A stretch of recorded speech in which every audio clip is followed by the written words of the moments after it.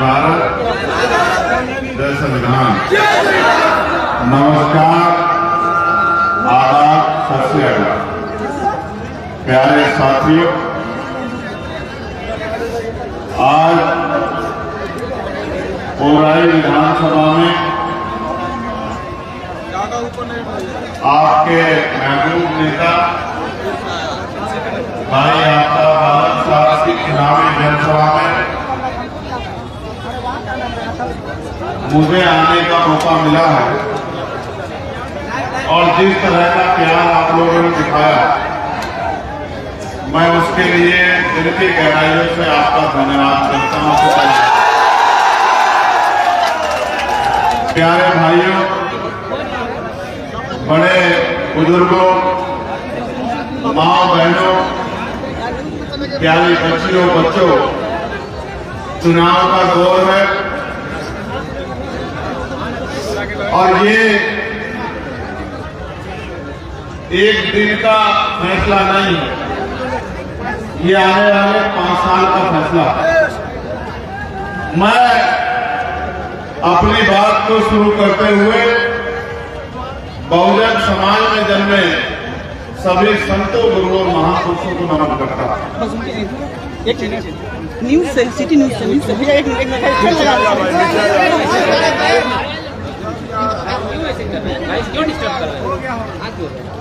हमारे यहाँ हालांकि ये कहा गया है कि इज्जत, जिल्लत, मौत, जिंदगी से ऊपर वाले के हाथ में,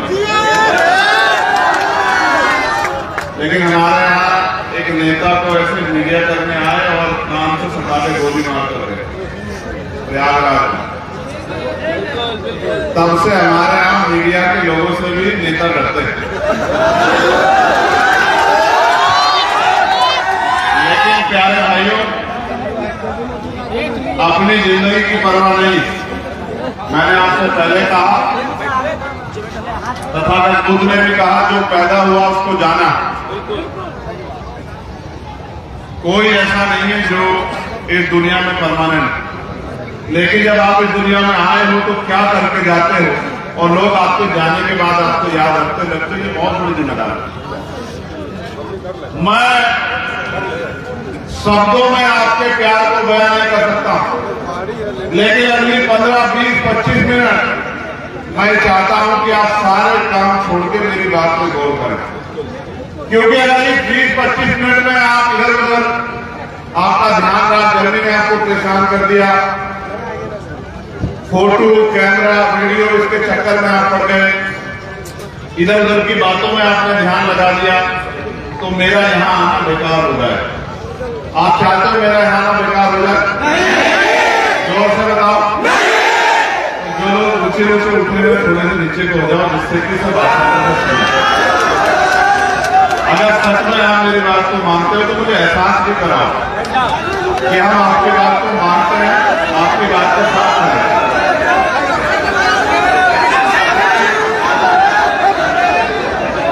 ये प्यार दिखाने का समय है और जब आप प्यार दिखाओगे तो याद रखना, मैं बात का बड़ा धनी हूं और आप जानते हैं, जहां आपका पसीना पड़ेगा वहां खून की जरूरत पड़ेगी, तो मैं रास्ता आपके साथ रहेंगे। प्यारे साथियों, मैं अपनी भीम आर्मी के नेतृत्व का, भाई कमल जी का, भाई अमर ज्योति जी का, भाई आजाद जी का, गुजर साहब का, हमारे सम्मानित जिलाध्यक्ष जी का, पार्टी संगठन के और नेताओं का धन्यवाद करता हूं। चुनाव है, चुनाव लोकतांत्रिक व्यवस्था में 5 साल में एक बार आता है और आज बाबा साहब अम्बेडकर के अथक प्रयासों से जो वोट का अधिकार आपको मिला है, उस वोट का प्रयोग करेंगे। और आज में बहुत सारे प्रत्याशी ऐसे भी हैं जिनको आपने चुनाव में देखा होगा, ऐसे भी हैं जो चुनाव के बाद आपको दिखेंगे नहीं, लेकिन आपका भाई को आगे बढ़ाने का एक ही उद्देश्य था कि पिछले 5 साल और उससे पिछले 5 साल और एक लंबे समय से वो आपकी सेवा कर रहे हैं, आपके बीच खड़े हैं, आपकी लड़ाई लड़ रहे हैं, आपकी आवाज बन रहे हैं, इसलिए कि जिसको आप वोट दो वो आपके बीच में रहे और समय समय पर आपकी ताकत बनता रहे। प्यारे साथियों, मैं उत्तर प्रदेश से चलकर यहां आया और आप जानते हैं लोकसभा का सदस्य होने के नाते पूरे देश में कहीं भी दलितों पे, पिछड़ों पे, मुसलमानों पे, आदिवासियों पे, महिलाओं पे, किसानों पे, मजदूरों पे, मजलूमों पे, बेबस लाचार लोगों पे अगर कहीं भी कोई भी मुसीबत आती है तो सारे नेता मुंह पे चुप्पी रख ले। चंद्रशेखर ना कभी चुप था ना चुप है। चाहे पार्लियामेंट में वक्त का मामला हो, चाहे बोध गया का मामला हो, चाहे किसानों के आंदोलन का मामला हो, चाहे पहलवान बेटियों के सम्मान का मामला हो, चाहे सीएनआरसी एनआरसी का आंदोलन का मामला हो, चाहे जमा मस्जिद के ऐतिहासिक सीढ़ियां हो, जब पूरे देश का मुसलमान ये देख रहा था कि आज उनके साथ कौन खड़ा होता है तो उनकी आवाज बन के उनके साथ खड़ा होके और 30 दिन तक जेल काट के जो है उनको इस बात का एहसास कराने वाला चंद्रशेखर आजाद था कि मैं आपके साथ खड़ा हूं और मैं आपके साथ खड़ा हूं।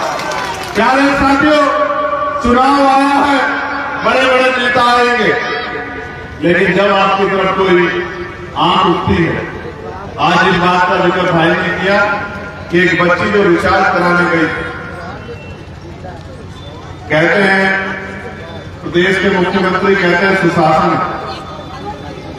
कहते हैं सुशासन है, पिछली सरकारों में जंगल राज था। मुझे नहीं पता कि सुशासन और जंगल राज में क्या फर्क है। जब 13 साल की बच्ची उसके साथ गलती होती है और पटना के अस्पताल में घुस के दिन के उजाले में लोगों को गोलियों से भून दिया जाता है, ना कोई डर है ना कोई खौफ है। और अभी जो वर्तमान सरकार है उनके पोषित लोगों द्वारा किस तरह से लोगों की सरेआम हत्या की जा रही है, इस बात का उदाहरण है। ये इस बात का उदाहरण है कि सुशासन है या जंगल राज है और दलितों, पिछड़ों, मुसलमानों के लिए तो क्या हाल है ये भी किससे छुपावा नहीं, आदिवासियों के लिए क्या हाल ये भी किससे छुपावा नहीं। साथियों, कानून व्यवस्था पर बात करेंगे, बड़े बड़े नारे दिए जा रहे हैं, बड़ी बड़ी बातें की जा रही है। मैं आपको साधारण भाषा में समझाना चाहता हूं। पिछले लंबे समय से जो सत्ता में है उनको, जो सत्ता में जो नहीं है वो भी लंबे समय सत्ता में रहे। आज उनके मैनिफेस्टो हम लोग देखते हैं और मैनिफेस्टो में क्या है, 1 करोड़ रोजगार देंगे, कानून व्यवस्था अच्छी करेंगे, पलायन रोक देंगे, ये करेंगे वो करेंगे, किसानों को हर फसल पर एमएसपी गारंटी देंगे। लेकिन लोकतांत्रिक व्यवस्था में आप ये बताओ, अगर ये जीत जाए, सरकार बना ले और आपकी एक मांग को पूरी नहीं करे जो मैनिफेस्टो उन्होंने बनाया, तो आप इनका कुछ कर सकते हो क्या? पिछले वालों का कुछ किया है क्या? वर्तमान वालों का कुछ कर पा रहे हो क्या? देखो, लोकतंत्र में अगर आपने किसी को वोट दिया है, आप समझो आप 50 रुपए का सामान खरीदो, सामान खराब निकल जाए, सामान के जो मानक है पूरे ना हो, आप दुकानदार के पास जाकर कह सकते हो कि भैया ये रहा सामान, जो वादा आपने किया था सामान के साथ वो पूरा नहीं हुआ, और दुकानदार नहीं सुनेगा तो आप कोर्ट जा सकते हो, कोर्ट में जाकर कह सकते हो उपभोक्ता अदालत में कि साहब मैंने 50 रुपए अपनी मेहनत की कमाई के लिए और इस आदमी ने जो सामान दिया दुकानदार ने वो सामान अच्छा नहीं था, वो सामान खराब था, मेरे 50 रुपए वापस मिलने चाहिए। लेकिन ये जो वोट आप देते हो, जो करोड़ों रुपए से कीमती है, जो इतना ताकतवर है कि जिसे चाहे कुर्सी में बिठा दो और जिसे चाहे जमीन में पकड़ दो, जब इस वोट को आप देते हो और 5 साल वो आदमी आपकी बस्ती में भी आए, आपके दुख में आए, आपके सुख में आए, आपकी लड़ाई ना लड़े, आप पे होने वाले जुल्म पे आवाज ना उठाए, आप कहीं नहीं जा सकते, उसका कुछ नहीं कर सकते। ज्यादा से ज्यादा कर सकते हो जब 5 साल बाद दोबारा मौका है तो अपने दर्द को याद करके उसके खिलाफ, उसकी मुखालफत में वोट कर सकते हो, उसका कुछ नहीं कर सकते। आप मेरे बात वो लोग आपकी तरफ पलट के देखते हैं तो आपको भी तो तय करना है कि आपकी वोट से बना नेता आपके काम आना चाहिए, नहीं आना चाहिए, आना चाहिए, नहीं आना चाहिए। यहाँ अकेले आफ्ताब नहीं है, आफ्ताब तो आपकी इस शानदार सुंदर विधानसभा का चेहरा, आफ्ताब के पीछे 2 आजाद हैं, आफ्ताब के पीछे कमल वालिया खड़े, आफ्ताब के पीछे अमर ज्योति खड़े और आफ्ताब के पीछे आप और हम सब लोग खड़े हैं। और मैं मानता हूं आपकी एकता, आपका भाईचारा। भाई चुनाव जीतने के लिए समीकरण होते हैं, यहाँ जो आपकी एकता बनी है उसका वोट इतना है कि अगर आप मजबूती से वोट कर दोगे, अपने वोट को खराब नहीं करोगे, किसी की बातों में नहीं आओगे, तो मैं लिख के देता हूं कि बड़े बड़े धरकदों को जैसे हमने नगीना में पटक दिया था, इस विधानसभा में पटक के भाई आपका विधानसभा जाएंगे। और मैं आज आपको विश्वास दिलाता हूं, सड़क पे हमारी संख्या कम नहीं है, आंदोलन हमारा कमजोर नहीं है, लेकिन लोकसभा में हमारा प्रतित्व है। आपका नेता है लेकिन विधानसभा में नहीं है। जब आपकी जब कोई अन्याय की आंधी उठती है, कोई उंगली उठती है, कोई लाठी उठती है, तो मैं महसूस करता हूं कि मेरा एक आदमी विधानसभा में ऐसा नहीं जो जाके आवाज उठा दे। मौका आ गया मेरे भाइयों, मौका आ गया कि अपनी ताकत बढ़ा, मौका आ गया है।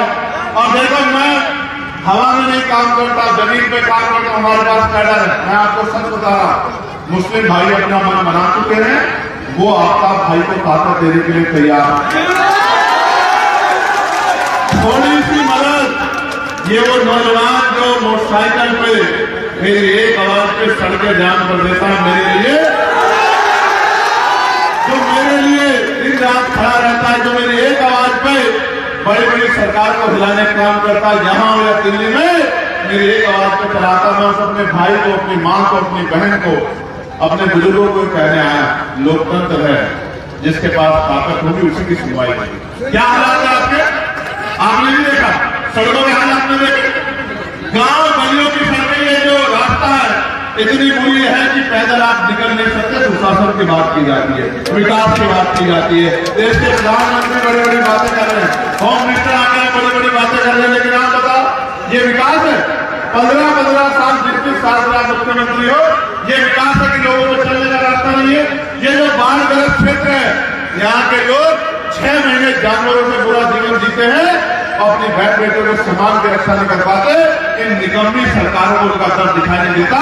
मैं आपको पूछना चाहता हूँ, अगर अमीर गरीबों का इतना हितैषी है तो गरीबों के हालों पर उनको आंसू क्यों नहीं आते? आप महसूस करके देखो मेरे भाइयों, मेरे परिवार के लोगों, मेरी माँ में सोचो, चुनाव के बाद 5 साल आपकी बस्ती में कोई आता है क्या? अपना दिल बात रख के बताओ, कोई आपका भूखापन देखने आता है क्या? कोई आपका बीमार शरीर देखने आता है क्या? कोई आपका खाली व्यवस्था देखने आता है क्या? कोई आपके आंसू देखने आता है? क्यों नहीं आता? क्योंकि उनका जब मतलब निकल जाता है फिर उनको कोई फर्क नहीं पड़ता, मुझे फर्क पड़ता है। जब आपकी आंख में आंसू आते हैं तो मुझे फर्क पड़ता है, जब आपके ऊपर लाठी करते हैं मुझे फर्क पड़ता है, जब आपके खिलाफ विधानसभा में, लोकसभा में कानून बनते हैं तो मुझे फर्क पड़ता है। और जब मैं देखता हूँ, मेरे आज भी याद है कोरोना काल कि जब वहां से मेरा मजदूर भाई पलायन करके आ रहा था तो केंद्र में भी यही सरकार थी और राज्य में भी यही सरकार थी, इनके पास न बस थी, न ट्रेन थी, न जीते जी आपकी जान सुरक्षित, आपका सम्मान सुरक्षित, न मरने के बाद आपकी जान और आपका सम्मान सुरक्षित। जो आपकी परवाह नहीं करते, जो आपको अपना नहीं मानते, जो आपके दुख को दुख नहीं समझते, आपको भी समझना पड़ेगा कि उनकी लड़ाई सत्ता की और हमारी लड़ाई आपके स्वाभिमान, सम्मान और आपके हक अधिकार की बात को आपको समझना। मैं आपसे कहना चाहता हूं, उनके पास बस नहीं थी, उनके पास ट्रेन नहीं थी, आज उनके पास हजारों करोड़ रुपए प्रचार करने का है, आज उनके पास बड़े बड़े ऐड देने के पैसे हैं, ना वो कल आपके से ना आज आपके। इसलिए मैं आपको कहना चाहता हूं, लोकतंत्र है, जिसका नेता होगा उसकी सुनवाई होगी। लोकतंत्र है, जिस विधानसभा का प्रतिनिधि वहां होगा और वो करने वाला होगा, तभी उसकी हालत बदलेगी। अगर आप इसमें खुश हो, जो हालात आपके बदले हुए तो कोई फर्क नहीं पड़ता। मैं अपने मुंह से कह रहा हूं कि इसकी तरफ मत देखो, लेकिन अगर आप चाहते हो कि आपको अपने हालात बदलने तो सिर्फ देखो मत, घर से निकलो, फील्ड में जाओ। आपका आप नहीं लड़ रहा, आप लड़ रहे हो, आपका भविष्य लड़ रहा है, आपके क्षेत्र की तरक्की लड़ रही है, आप लड़ रहे हो। आप सोचो, मैं जाता हूं, मैं दिल्ली में रहता हूं, मैं जाता हूं, यहाँ से 20,000 में मेरा भाई काम करने जाता है, 5-6 हजार रुपए का कमरा मिलता है, किराए पे लेता है। कितना पैसा मिलता है महीने का? 20,000 रुपए। कहते हैं रोजगार मिल रहा है, कमरा लेता किराए पे 5-6 हजार रुपए जाता। खाने खर्चे में महीने के पेट भर नहीं खा पाता, पेट भर नहीं खा पाता। अपनी पसंद का नहीं खाता, गाली खाता है। इस प्रदेश का होने के नाम पर गाली तो खाता है, घर में खाना नहीं खाता, 5-6 हजार रुपये उसमें चला जाता है, फिर जो अन्य खर्चे उसमें चला जाता है, जेब में महीने का 3-4 हजार रुपये करता है। उस 3-4 हजार को यहाँ बेचता है, उस 3-4 हजार को महीने साल में महीनों के 12 के आधार से आप मल्टीप्लाई करो। अगर 5,000 रुपये बचाया तो 12-50 हजार रुपये साल का बचाएगा, और उसके बच्चे, उसके माँ बाप, बूढ़े माँ बाप 60,000 रुपये में साल भर गुजारा करेंगे। ये दिया है सरकार ने। मैं आपको विश्वास दिलाता हूँ, आज मेरे यहाँ, मैं यहाँ, और मैं इसलिए बड़ी आसानी से यहाँ हूँ क्योंकि नगीना लोकसभा क्षेत्र में सैकड़ों वर्कर दिन रात लोगों की सेवा कर रहे हैं। मैं इसलिए यहाँ हूँ कि वहां किसी गुंडे की हिम्मत नहीं, किसी मुसलमान की टोपी दाढ़ी के नाम पर गवर्नमेंट करते या वहां हिम्मत नहीं है किसी गरीब की बच्ची को कोई 13 साल की बच्ची के कोई जो है उसका चीरहरण कर दे, किसी की हिम्मत नहीं जो हिम्मत करेगा। जी, रोशन कुमार जी, मनोज राम जी, मतलूब, रहमानी जी, रंजीत मानी जी, नजरुद्दीन साहब, इतने नेता हमारे यहाँ। घर से निकलो, सरफुद्दीन काशी, जो रेगल्लू है, जो रह गया उनमें जोड़ दो। मैं वहां से चल के आपके लिए यहाँ गया। सुनो, करना क्या जाना, ना मैं धूप से डरता हूं,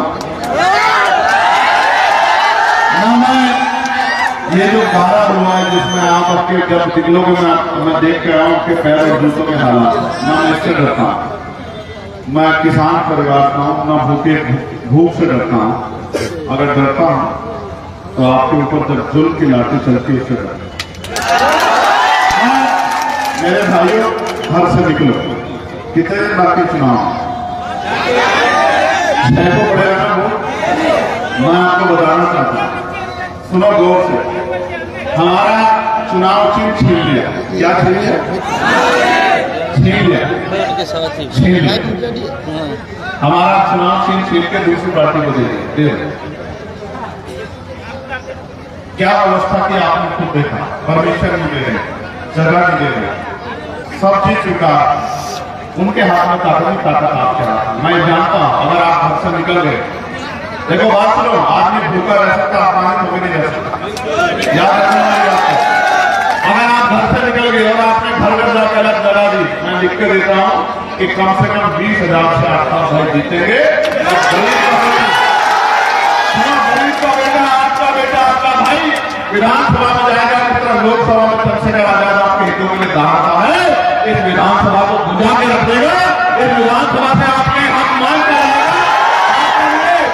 आपके लिए नए अवसर तैयार करेगा, और जो बात इससे भाई से कम रह जाएगी उसको लोकसभा में चंद्रशेखर आजाद आपकी पूरी करेगा। मेरी बात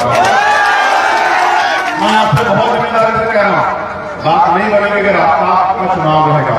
अगर आपका चुनाव बनेगा तब बात निकले। घर से निकलो, रह लो भूखे, इतने दिनों से जुल्म झेलते रहे, 6-6 महीने के हालात में रहते। घर से निकलो, गली में जाओ, गांव में जाओ, लोग को जोड़ो, अपना निशान पहुंचाओ, और जब तक एक-एक वोट बूथ तक ना पहुंच जाए, जब तक आपकी मशीन बंद ना हो जाए और 17 आपके हाथ में ना जाए, 73, तब तक बूथ मत छोड़ना। और अगर आपने अगले 4 दिन मेहनत कर ली, मैं लिख कर देता हूं कि अगले 5 साल आपकी तरफ आंख उठाने से पहले भी 1000 बार सामंतियों को, गुंडों को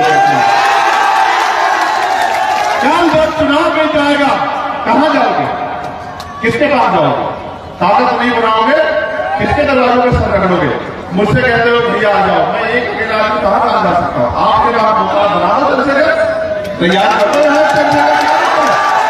आपके पास मौका है। आप मुझसे कहते हो बताओ, ईमानदार से अपने दिल कहा के बाद उस बच्ची के साथ अन्याय हुआ था, तो जब तक मैंने आवाज उठाई, बताओ किसने आवाज उठाई? ईमानदार से आप बताओ। तो कहते हैं कि बेटी घर का सम्मान होती, जब आपकी बेटियों के सम्मान से इनको मतलब नहीं है, तो इनका मतलब सिर्फ वोट का है कि बस वोट दो और वोट दो।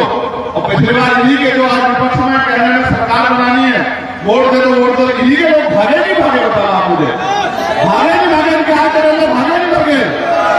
हमारा आदमी भागा क्या? कोई मुसलमान भागा क्या? इसी के लोग भागे ना।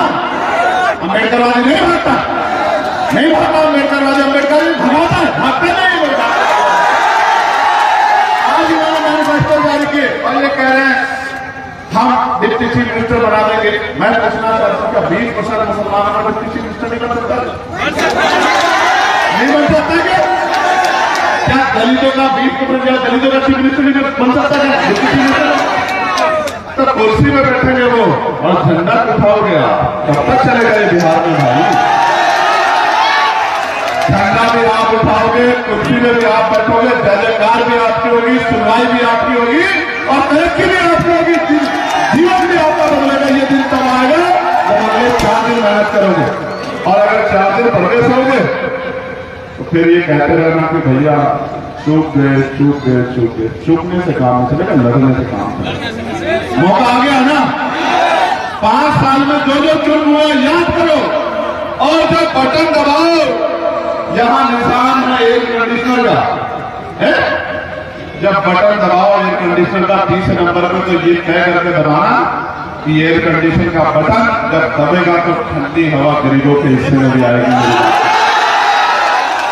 और जब चलेगी ठंडी हवा तो दुश्मन विरोधी हो जाएंगे ठंडे और गरीबों के जीवन में आएगा नया उजाला, नई रोशनी। मैं आपके प्यार को शब्दों में बयान नहीं कर सकता। देखो यार, एक ही जीवन, अगर नहीं कुछ कर पाए तो लोग कैसे याद रखेंगे आपको? मान लो तो हार और ठान लो तो जीत। हम मान के चलने वाले नहीं तो ठान के चलने वाले। अगर ठान के ना चलते तो एक छोटे से गांव से दिल्ली की बड़ी संसद का सफर तय कर पाते। आज कह रहा हाथ आगे बढ़ा के मदद मांगने आ, मेरे तो खून के कतरे कतरे की आपको जरूरत पड़े, आपको आवाज नहीं देनी पड़ेगी। ये जीवन आपके नाम। 16 साल आज ही के दिन मेरे ऊपर ऐसा लगे कि आपको पता है 2 नवंबर 2018 17 को मेरी बेट हो गई 1 तारीख को, तो रात को 2 तारीख को सुबह 3 बजे उठा के मेरे ऊपर एनएसए लगाया। क्यों लगाए पता आपको? उनका कहना था एनएसए का मतलब है नेशनल सिक्योरिटी एक्ट, यानी कि राष्ट्रीय सुरक्षा कानून। उनका कहना यह था कि चंद्रशेखर देश की सुरक्षा के लिए खतरा, लेकिन खतरा सुरक्षा के लिए नहीं है। आप बताओ मुझसे बड़ा देशभक्त कोई हो सकता है? मैं बताता हूँ खतरा किसके लिए। जो लोग गरीबों के बच्चों की तरफ आंख उठाते हैं गलत तरीके से और गरीबों के हक को डकारते हैं, उनके लिए चंद्रशेखर खतरा है। इसलिए एनएसए चंद्रशेखर के ऊपर लगती है। लेकिन मैं आपको कह रहा हूं, उन्होंने 2 नंबर को मेरे ऊपर एनएसए लगाई, एनएसए की मोहर मार दी। आप इस 2 नंबर को मुझे कुछ दोगे नहीं दोगे बताओ? घर घर जाकर मदद करोगे नहीं करोगे? एक आखिरी बात बता, 5,000 7,000 10,000 खरीदारी करने वाले बहुत, इससे 1 महीने का खर्चा चल रहा है। बिकने वाले लोगों को इज्जत नहीं मिलती। मेरी बात को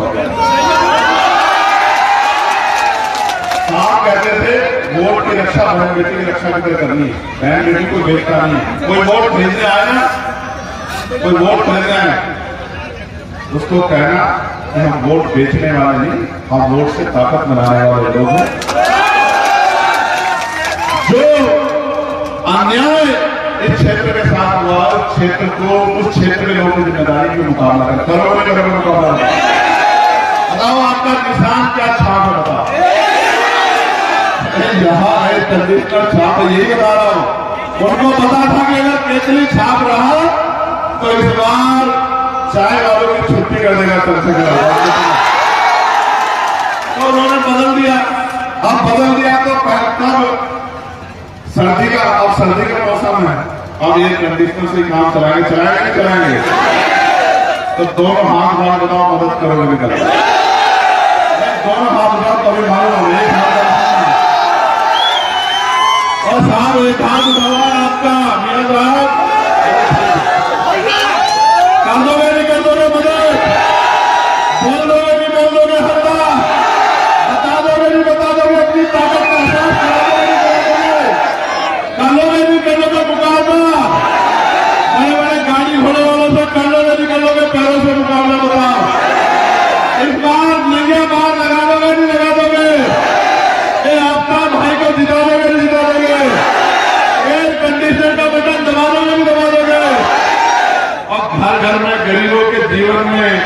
ठंडी हवा ला दोगे कि ला दोगे? और जब बटन दबेगा एयर कंडीशनर का तो ताकत किसे मिलेगी बताओ? और जब कंसेकर को ताकत मिलेगी तो क्या आप पीछे रह जाओगे क्या? तो घुमा दोगे नहीं घुमा दोगे? पक्का? जोरदार जय भीम, जय भीम, आवाज दो, आवाज दो, हमारा विधायक कैसा हो? जोर से गुजारमान करो जिन्होंने बड़े बड़े लाउड स्पीकर लगाए उनके लाउड स्पीकर थोड़ा हिल जाए। हमारा विधायक कैसा हो? हमारा विधायक कैसा हो? हमारा विधायक कैसा हो? राज्य का विधायक कैसा हो? गरीबों का विधायक कैसा हो? नौजवानों का विधायक कैसा हो?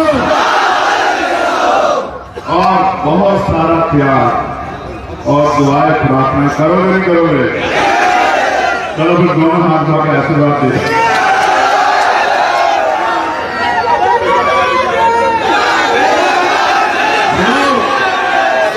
लोग हमसे कहते हैं, लोग हमसे कहते हैं,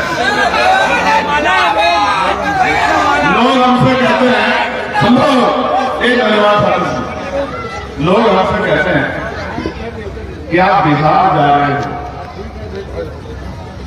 बिहार में तो बड़े बड़े नेता हैं, तो हम कहते हैं कि नेता हैं लेकिन बेटे जरूर, भाई जरूर। आप बस भरोसा कर, कर्ज है आपका हमारे ऊपर बिहार के लोगों, मौका मिले तो कुछ समय गुजारेंगे मेरी बात को। मैं बिहार अभी आया तो सैकड़ों सैकड़ों लोग गांव के बाहर थे, सैकड़ों सैकड़ों। ये बात मैं आपको बता कि अपने इस परिवार को इकट्ठा रखना, अपने इस परिवार को इकट्ठा रखना। ये नीले पट्टे वाले जिधर की तरफ से खड़े हो जाते हैं पूरा माहौल बदल कर रखना। आप अब संभाल के रखना। जिन लोगों को पिछलग्गू बनने की आदत लंबे समय से डाली गई है उस परिवार को संभाल कर रखना। जो वोट देगा और पिछली पंक्ति में खड़ा होगा और जिसको मंच पे इधर आ जाओ, भेजना भेजना उनको भेजना। अगर ऐसा कोई दिखाई दे रहा है तो धक्का मार के पीछे कर देते हैं, कर देते हैं, कर देते हैं बताओ। तो कहते हैं ना जानवर भी वहां नहीं जाता जहां इज्जत नहीं होती। आप तो इंसान हो, इंसान हो, समझदार बन जाओ। जो आपकी इज्जत नहीं करता वो आपके लिए खड़ा हो सकता है? समझदार क्या है इंसान? क्या है इंसान? और ये संतोष लड़ रहे हैं शहर में, मुजफ्फरपुर। संतोष अम्बेडकर जिंदाबाद। हाँ, संतोष को इंसान क्या मिला? ये बड़ा कंफ्यूजन हो गया। इनको वहां मिला केतली छाप। तो केतली पे मुझे कहने की जरूरत नहीं, जहां जहां केतली के साथ आपको मेरा फोटो दिख जाए तो आप मान लेना कि चंद्रशेखर आजाद लड़ रहे। वहां केतली का बटन दबाना जब फोटो बैनर पे हमारा